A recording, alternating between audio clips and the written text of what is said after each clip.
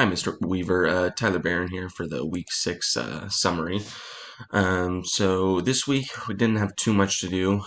There was one discussion, the Engage and Rage discussion, which I'll get to in 1 second. I really liked that, but I'll get to that in 1 second. The other thing is just part of the Week 7 submission for the pyramid. This week we were going to meet earlier in the week, but then I injured my foot at work and couldn't drive down there, so we ended up canceling that meet. But our plan was to meet together, all like build our each piece, and then we would all work on the document. Obviously, that fell through, so we're going to each build our piece separately, which I'm going to be building right after this summary, actually. And I'm going to be building the external piece of the pyramid, and then the other two members of my group will each build both the, I believe it was a tool to help build it or the ramps to for something like that, and then the other part was the internal part of the pyramid. Um, and then the document we will work on all together to get that submitted for week 7. So for the Engage and Rage discussion, when I read through it, the biggest thing I noticed, and I said it here in my comment, was no, that's my reply. In my comment was when he said, "Yesterday's education for tomorrow's kids," and when I read that, this is what I talk about in my comment. I immediately related it to a video. Funny enough, because obviously videos is one thing that do get kids engaged nowadays. But I related it to this video I saw on YouTube that was basically set up like a courtroom, and the narrator in the YouTube video was the prosecutor, and he was prosecuting the school system for not advancing with the rest of the world the way technology does. As we go through the years, phones get smaller but stronger, cars get faster. Um, I mentioned all that, and it yet schooling has stayed exactly the same. And he says it looks exactly the same in the 1800s as it does right now, and that's the issue. And I've kind of, ever since I saw that video, that's exactly how I thought about the schooling system. Um, I personally would put myself somewhere in between that first category and second category.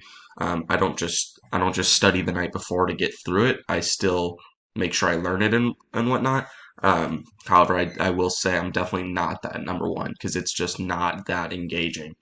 And I do think a part of that may be that challenge aspect is how he mentioned that we want that challenge, and that's something I do. I mean, we we in high school at least we would get a subject in math to that we were learning about, and we'd learn about it for a week, but after the first day I'd have it completely memorized, and for the next 4 days I was completely non-engaged, and I would just sit there, and I wouldn't really be listening. I'd look like I'm listening, I'd feel like I'm listening, but nothing that was being said I would retain.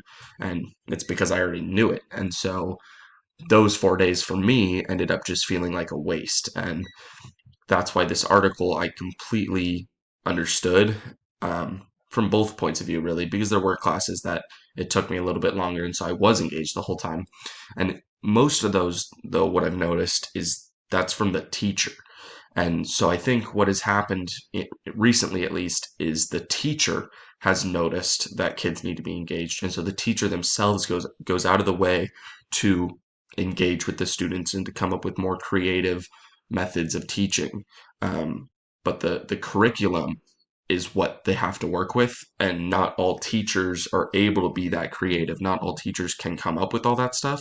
So those that do get us engaged, but the rest of them that don't do that are the ones where we end up falling out and not really engaging with the class. So that's what I had to say about that. That last part I went on about the teachers. I also mentioned in a reply to this gentleman who mentioned that the article was written in 2005 and now we're in 2021 almost.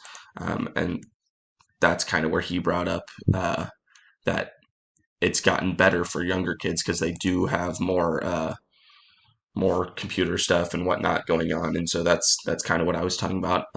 It's just I related it to the high school level more. Um, so other than that for this week, I don't think there was much else. Oh, I did find there was an Instructable I found earlier in the week. I know it wasn't posted in here, I don't believe, but I still went ahead and found one anyways. And it was basically a like cupboard of sorts for just any like bedroom supplies that I have, video games, um, really anything that I needed, and it was a like a floating shelf cupboard type thing. I found it pretty interesting.